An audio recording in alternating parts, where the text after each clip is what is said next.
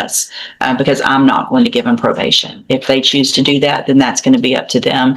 But I don't think this is in any way someone deserving of probation, regardless of his age, at least at this time. If he had been not acting like a fool in jail, maybe I'd decide differently. But he hasn't changed anything. You haven't changed anything. I'm talking like you're not here. You haven't changed anything about your behavior. You're out in our jail, acting like an idiot with the rest of the youthful people out there, doing nothing but giving those people that are going to work every day.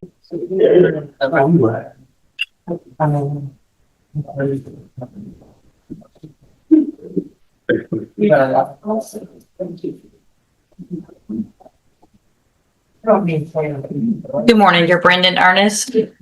And Mr. Ernest was previously in court, look at this way, pay attention to me, in cause numbers 26 DCCR 0429, 0430, and 0908. Entered pleas of guilty to aggravated robbery, obstruction or retaliation, and robbery. I've received the pre-sentence report. Have y'all both had an opportunity to review that report? We have, Your Honor. Yes, sir. In addition to that, I've received and reviewed jail incident reports. Have y'all had an opportunity to review those? We have. Yes, Judge. All right. I am not inclined at this time to accept this plea agreement based on the information of the offenses themselves, as well as the additional information that the detective has relayed with regard to all of the things that Mr. Ernest has been involved in, as well as what he's doing out at the jail. So y'all want to talk to me about how to change my mind? I don't know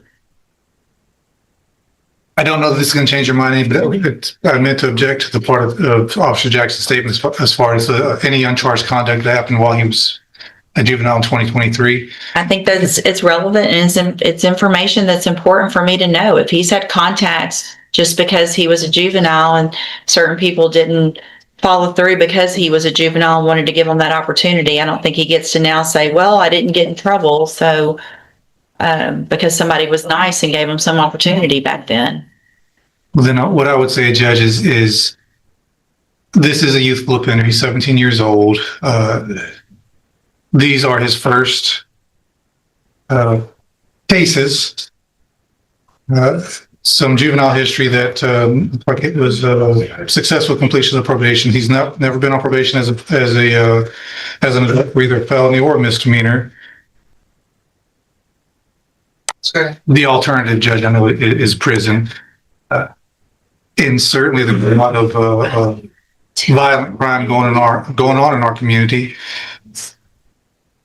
It's for a first offense. I have a hard time sending people to prison for their first offenses, even though these are serious offenses. Some of them do deserve to go to prison for the first offense, but a 17-year-old first contact as an adult, I would ask the court to consider following the agreement with some sort of, I know the probation recommends MRT.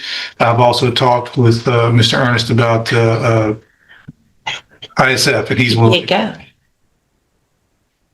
17. Yeah. So here's my thought on something like this, based on the nature of these offenses and based on what he said to the police that day, which gives me a huge amount of concern. I'm not going to repeat the words here about what he said he was going to go back and do to that clerk. I'm not letting him out today. Not doing it. If a jury wants to do that, I'm not one to throw things on y'all know how I am about my trial docket. I'm not inclined to just throw things on the trial docket, but I think this is one for the community of Jefferson County to decide instead of us, because I'm not going to give them probation. If they choose to do that, then that's going to be up to them. But I don't think this is in any way someone deserving of probation, regardless of his age, at least at this time. If he had been not acting like a fool in jail, maybe I'd decide differently. But he hasn't changed anything. You haven't changed anything. I'm talking like you're not here. You haven't changed anything about your behavior. You're out in our jail, acting like an idiot with the rest of the youthful people out there, doing nothing but giving those people that are going to work every day crap. And if you think that's going to get you somewhere and you're going to get to go home today, now you see what it's going to do. It's not. You're going to get set for trial.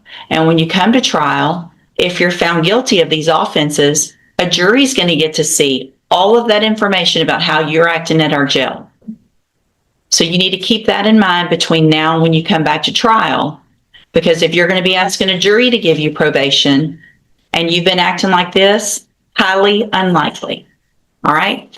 So what I'm going to do is, I'm going to set it on the trial docket. Mr. Ernest, Mr. Rojas has been appointed to represent you. He's one of the attorneys who handles a lot of cases for me as a court-appointed attorney. With your permission, I can release him and I'll appoint another attorney today who can begin preparation for trial a little quicker. Is that okay with you? My decision. Yep. If you want to keep Mr. Rojas, you can keep him. If you want to get someone else, you can ask for that as well. Okay. All right, so Mr. Rojas will begin preparation for trial.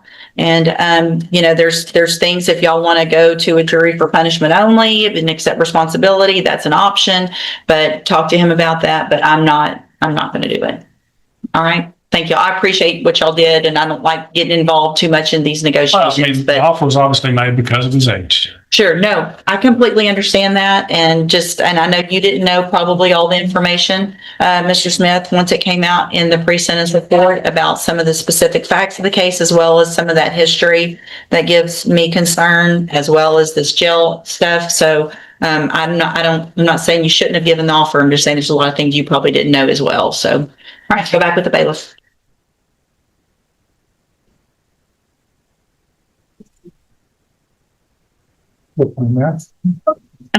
For now.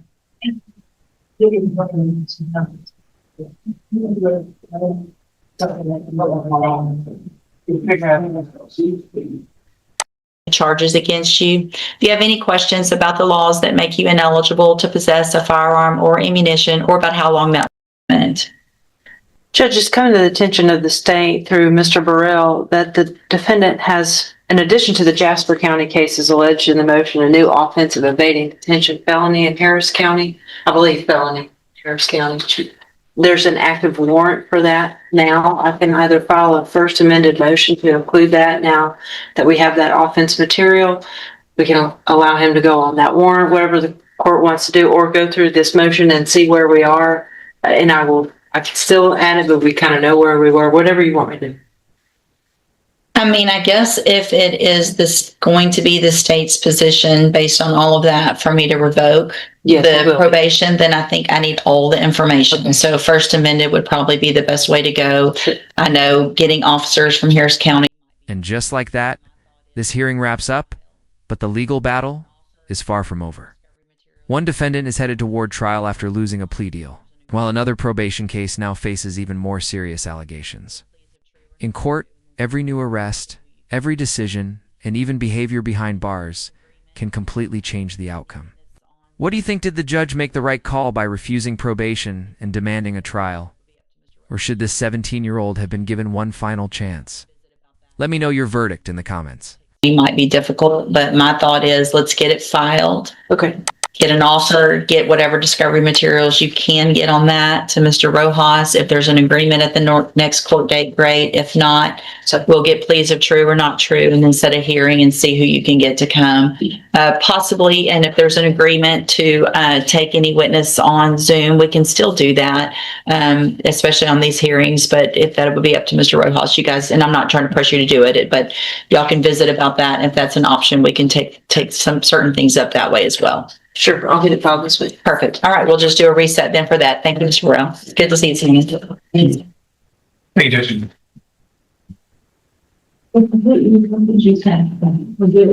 So that's it. Other than Brittany.